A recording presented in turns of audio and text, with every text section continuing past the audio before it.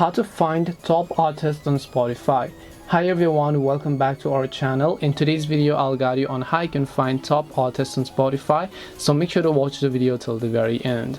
In order to find your top artist on Spotify, remember that we will not be able to do this from the app. So instead what we're going to do is we're going to open up our browser, go to statsforspotify.com. Now this is a completely secure website, so you don't have to worry about anything. I'll make sure to drop a direct link down below. Go to statsforspotify.com and sign into your account. Then right here you'll find three options: top tracks, top artists, and top genres. Since we want to find our top artist, so we will just tap the top artist option that you can find here, and you can see the top artists for the last 4 weeks, for the last 6 months, and the all-time option here as well. So these are some of the top artists that you listen to on Spotify.